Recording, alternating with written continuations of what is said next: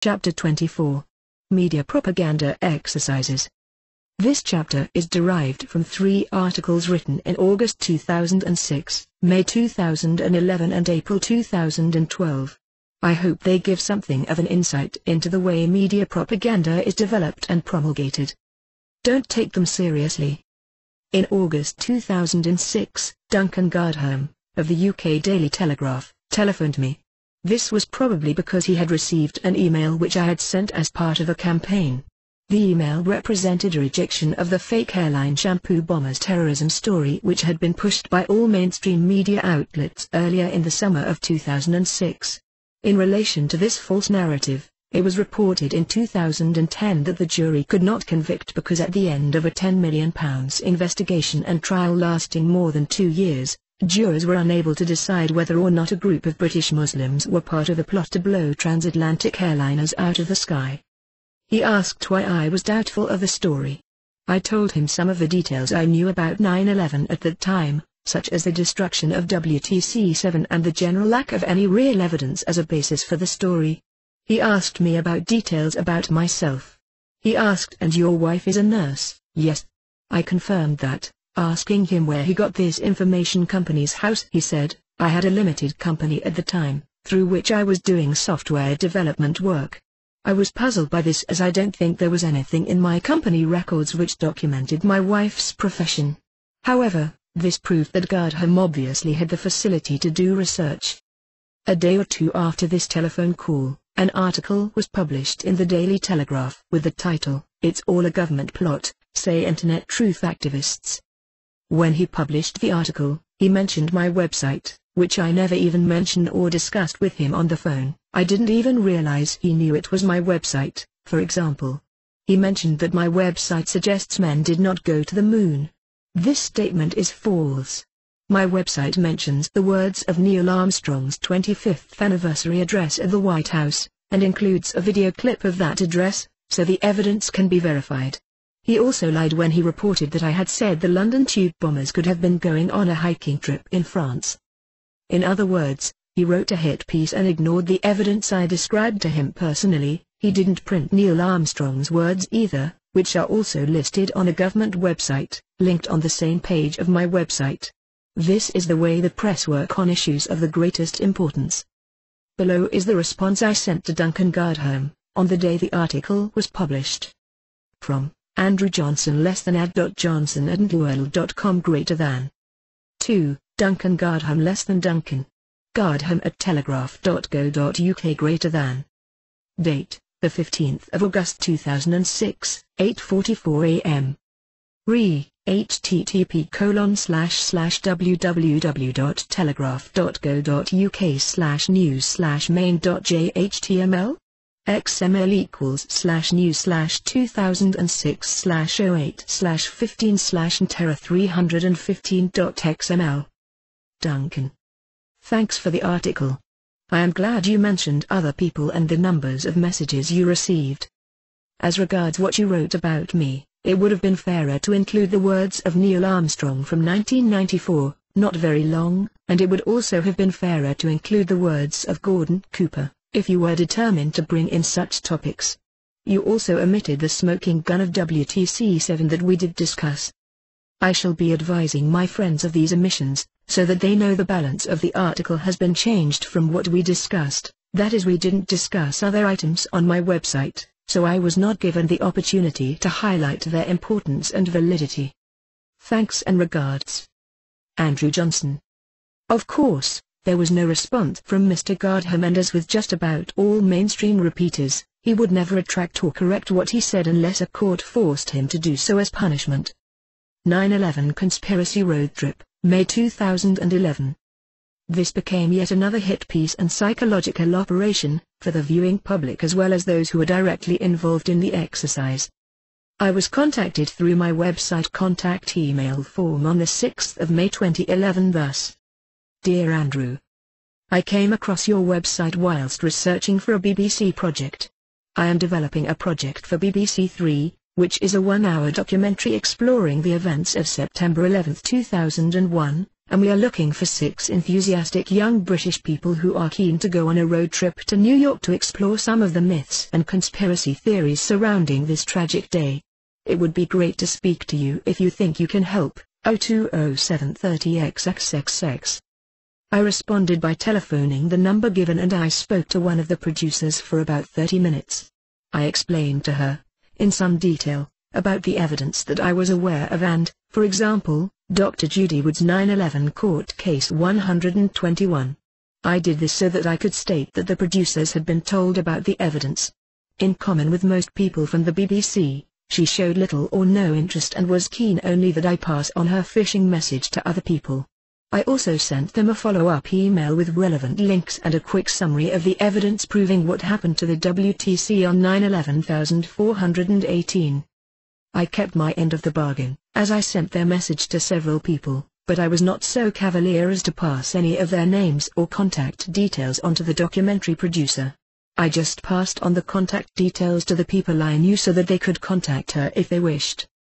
The reason I did not pass on any contact details was because I no longer trust anyone connected with mainstream journalism. Even though 3 years had elapsed, nothing seemed to have changed since the correspondence I had with Conspiracy Files producer Mike Rudin in 2008, who apparently also had no interest at all in evidence. He merely had an agenda to get an interview with Dr. Judy Wood. He failed. When the program was broadcast, it was clear that it was another piece of propaganda, revealing none of the known truth. The request that was sent out, shown above, implied the program was aimed at younger adults. Can we deduce, then, that this program was made specifically to influence some of the folks in that age group to disregard any questions of the official narrative that they may have? After participating in the program, a then popular speaker and activist Charlie Veitch seems to have made a peculiar U-turn with regard to ignoring 9/11 evidence. I especially liked an analysis done by a YouTuber called CT Agenda, although he omitted the point that it is easy to show thermite had nothing to do with the destruction of the WTC. Charlie Veitch then declared that he had created the truther character to deceive people and his real name was Damien Rockefeller. People who think. Let's debate. On the 3rd of April 2013, I was contacted about what seemed to be a similar proposed propaganda program regarding the 7/7 bombings. It was again being produced by the inappropriately named Renegade Pictures. As you will see, my response to them was rather different this time. Recipient, info@checkedevidence.com. Message text, Hi Andrew. I'm contacting you from a TV company called Renegade Pictures. I am working on a doc about people who think that the 7/7 bombings cannot be explained by the official report, which suggests that it was a terrorist attack committed in the name of Islam. We are currently in the process of casting for the prog, so are interested in looking for people who are between the ages of 18 to 35 Yoctoskans who doubt the official account of events. Is there anyone who think might be keen to take part? Cheers. Here is the response I sent. From Andrew Johnson, mail to ad.johnson@world.com. Sent, the 3rd of April 2012 1852. 2, @renegadepictures.co.uk. Subject, Re, 7/7 Program. Hi there. I was contacted by your company last year the 9/11 road trip film you made, and it is now clear what happened. In your message you wrote, we are currently in the process of casting for the prog, so are interested in looking for people who are between the ages of 18 to 35 Yoctoskans who doubt the official account of events. Well, we have been in the process of pointing out that the government's revised narrative of the events of 7/7 cannot be true. This is definitely the case, no doubts or beliefs are involved, because the available evidence proves that the 4 alleged bombers cannot have committed the alleged crimes, someone else is responsible.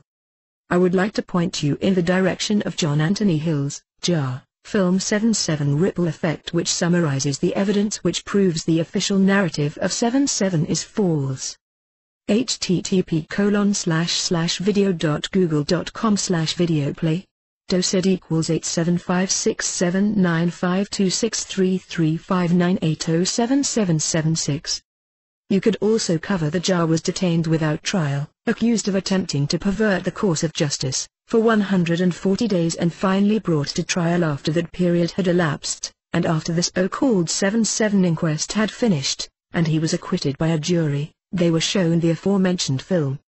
http://terroranthetube.go.uk/2011/05/12/muadib acquitted/.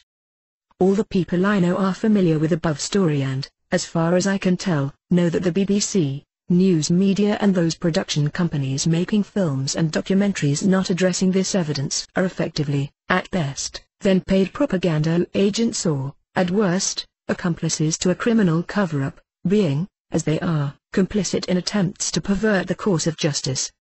History will record this, and the dishonesty of those unable to report on and investigate these matters appropriately and accurately when they should know better. A production brief given by a director or other person will not be seen as an invalid excuse. History will also record others, like Jar, who have studied the details and the evidence and presented it fairly and accurately to those willing to listen. http://www.richplanet.net/starship_main.php ref equals 55 and part equals 1. http://www.richplanet.net/starship_main.php ref equals 56 and part equals 1. I will be advising my contacts that a new BBC propaganda piece is in the works, and they can then also log this as another attempt at smear, ridicule, distortion and so on in what is tantamount to fraud and conspiracy.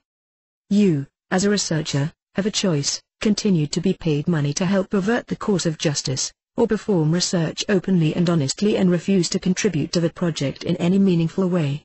All persons working on this program have the same choice. Perhaps once you have done the research, you can present this choice to them. I will be posting this on my website, deleting your name, so that you can privately make the choice above. Regards, Andrew Johnson. This response came back from @renegadepictures.co.uk. Sent, the 4th of April 2012, 12:13. 2. ad.johnson@nwl.com. Subject: Re. 77 Program. Hi Andrew. Thanks for your email.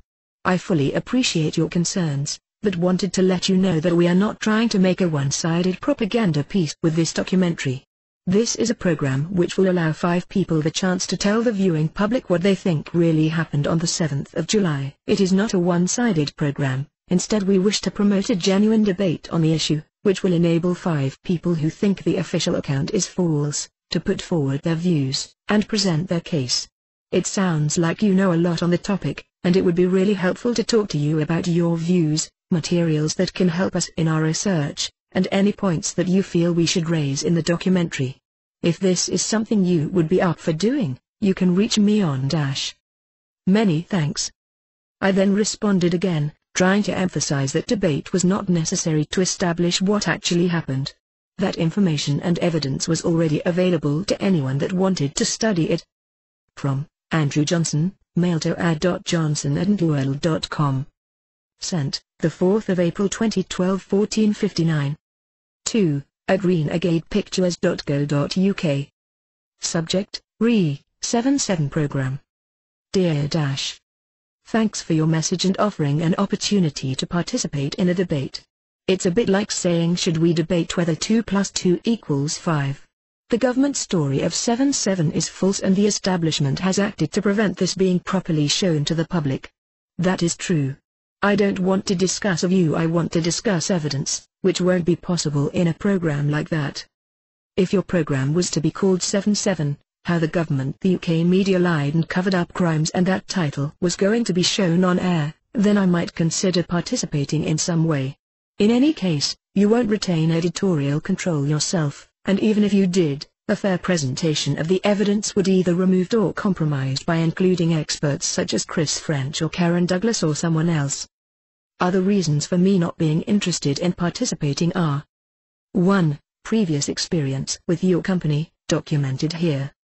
http://www.checkevidence.go.uk/cms/index.php option = com_content and task = view and id = 332 and item id = 60. 2. Previous experience with the BBC, documented here.